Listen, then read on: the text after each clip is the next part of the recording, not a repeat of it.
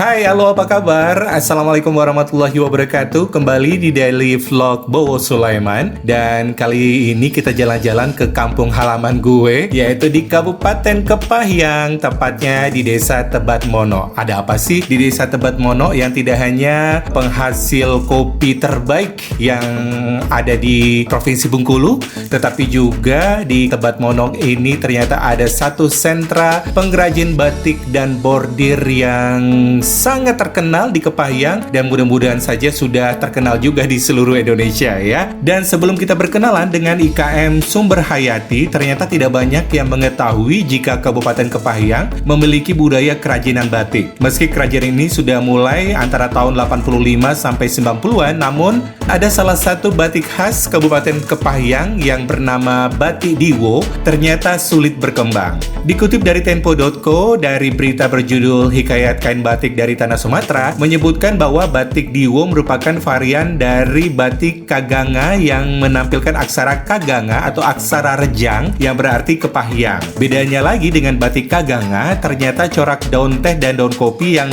mengelaborasi aksara rejang tersebut.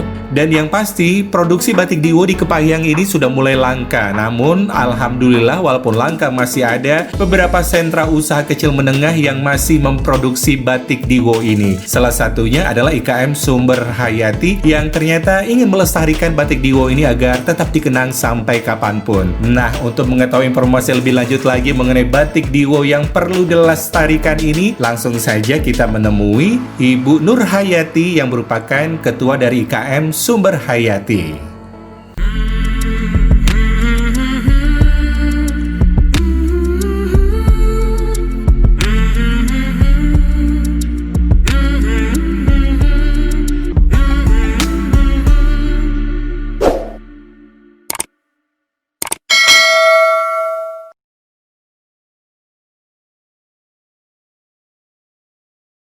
Assalamualaikum warahmatullahi wabarakatuh. Nama saya Nur Hayati. Saya di sini pengelola IKM Sumber Hayati yang sudah mulai bergerak pada tahun 2012.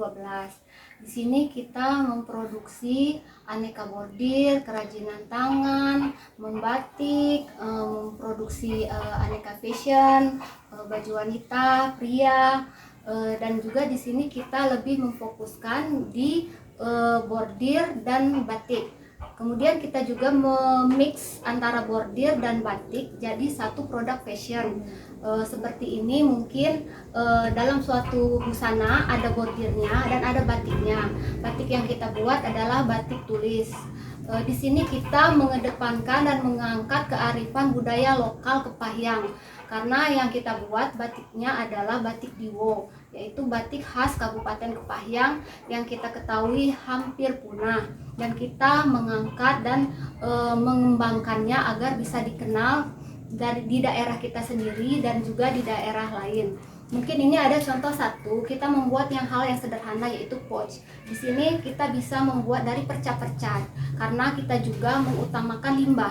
Ini adalah limbah dari batik. Dan ini kita padu-padankan dengan bordir, jadilah namanya batik bordir. Dan kita istilahnya mengangkat batik juga mengangkat bordir. Bordir yang kita buat juga merupakan bordir khas Bengkulu, karena kita selalu menampilkan bunga rafflesia sebagai ikon dari Provinsi Bengkulu. Diharapkan dengan ikon Bengkulu dan batik khas kabupaten, kita bisa mengangkat ciri khas Provinsi Bengkulu di luar daerah Bengkulu, seperti mungkin daerah-daerah Jakarta atau daerah-daerah lainnya. Dan mungkin juga di sini diharapkan para pengambil kebijakan dari ekonomi kreatif untuk mengangkat dan mempromosikan produk kami agar bisa dikenal di nasional. Tadi udah berapa lama yuk? Dari tahun 2012 mulai merintis. Itu boleh tahu kenapa ayo membuat ini usaha? Pertama, kita dulu waktu sebelum di Kepahyang kita di Curup, kita membordir anak bordir lah, ibarat membantu bordir. Ketika pindah ke Kepahyang kita menjahit. Nah, terus tuh ada pelatihan bordir di Bengkulu. Kebetulan instrukturnya dari Tasik. Dia memotivasi, katanya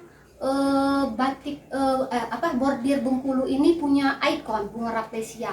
Kenapa nggak dimunculkan?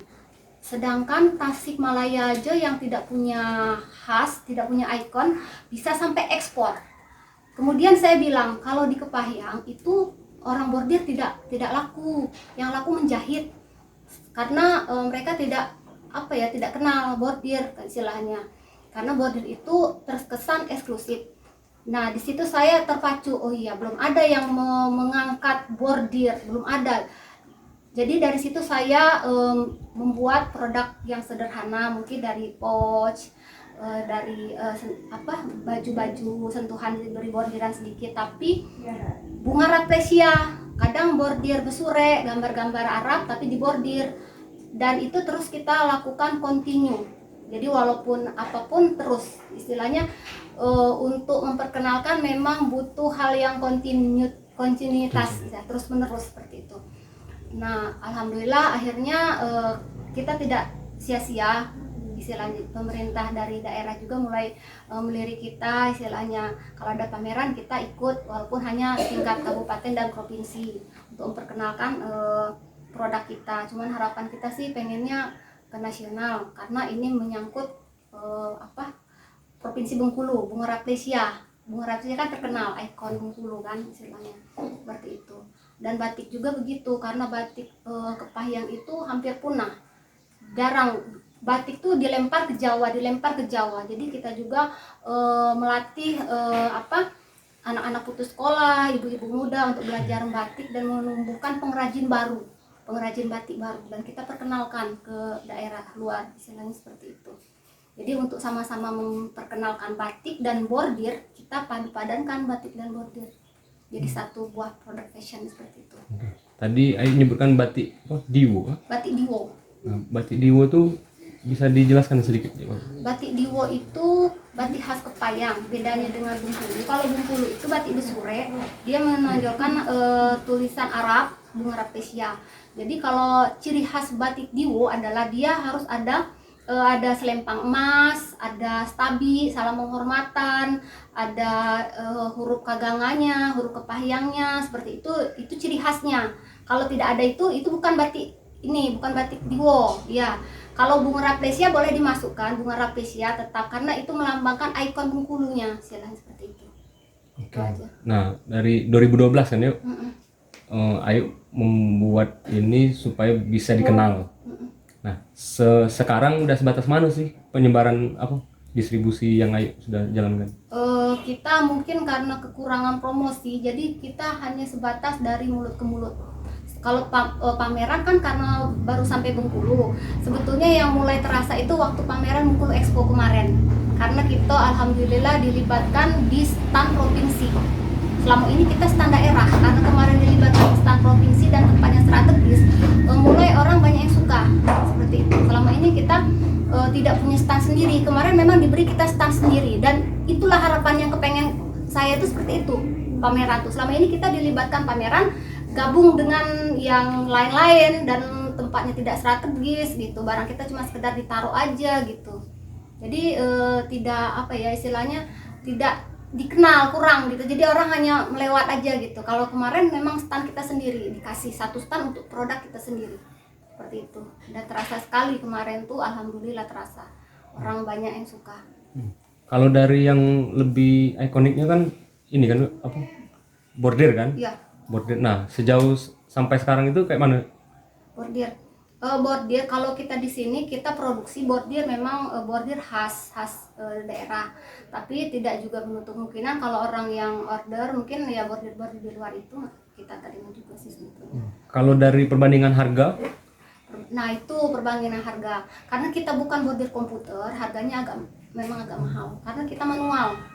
Beda dengan komputer, kalau komputer bisa banting harga karena dia partai, dan harganya juga dia sekali produksi banyak massal.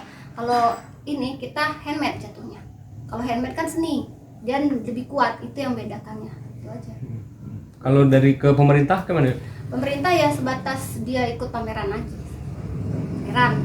misalkan kalau di Kepahyang pameran ulang tahun Kepahyang, tapi karena kita juga pernah dimotivasi kalau untuk pameran jualan promosi tidak apa-apa kata teman, istilahnya produksi kita di daerah seperti di tempat mono, tapi kita bisa menjual ke luar sana, bisa ke Jakarta, mungkin bisa online kata ya, istilahnya online sekarang kan. Kita juga kalau mau jual keluar juga bisa istilahnya kalau zaman sekarang kan. Nah cuman ternyata setelah kita coba tidak semudah itu gitu, karena kita juga sudah di Shopee, coba di Shopee rumah bisnis kan itu, tapi itu memang harus punya admin tersendiri, dan kita memang untuk memperkenalkannya memang harus bertahap, tidak bisa juga istilah orang naik tangga tuh langsung loncat, nggak bisa. Jadi kita mungkin kalau mau memperkenalkannya mungkin ya bertahap seperti itu. Ya, karena kalau yang namanya sudah online, itu kalau orang istilahnya mau partai banyak sekian, kita belum siap istilahnya kan. Sementara kita kalau mau buat banyak belum tentu laku seperti itu. Kalau yang ini kan batik tulis, ini batik tulis. Yang ini kan bordir, istilahnya kan beda, emang beda. Maksudnya apa?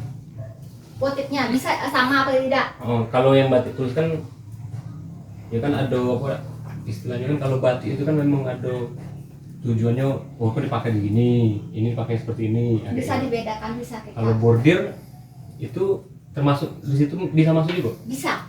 Tergantung fashionnya. Untuk casual kah, untuk kantor kah, untuk semi formal kah, bisa kita menyesuaikannya. Kita istilahnya itu jatuhnya ke fashion. Ke fashion bisa kita tentukan. Jadi itu sudah didesainnya, jatuhnya ke desain.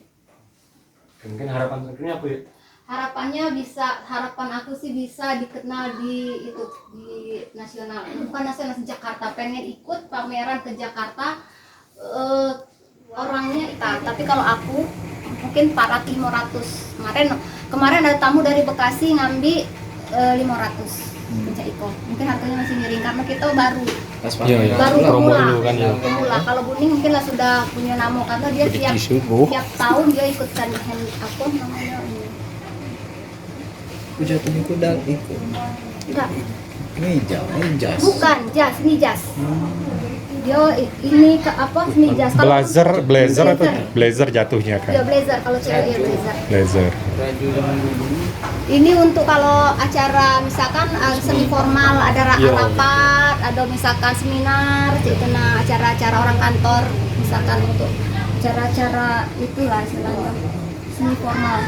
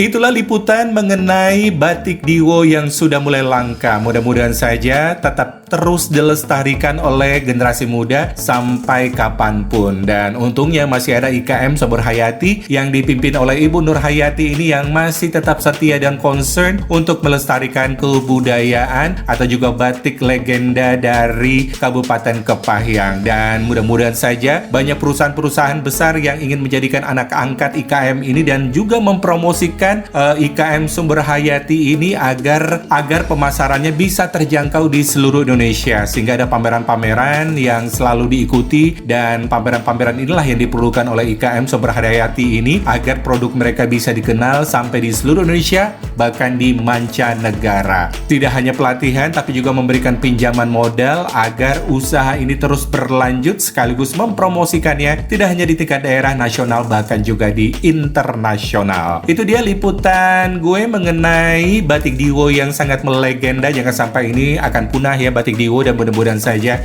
ini akan terus dilestarikan sampai kapanpun. Jangan lupa di like, di subscribe, di komen, dan juga ditekan lonceng notifikasi supaya kita bisa terhubung apabila ada video-video terbaru dari gue. Assalamualaikum warahmatullahi wabarakatuh. Bye-bye.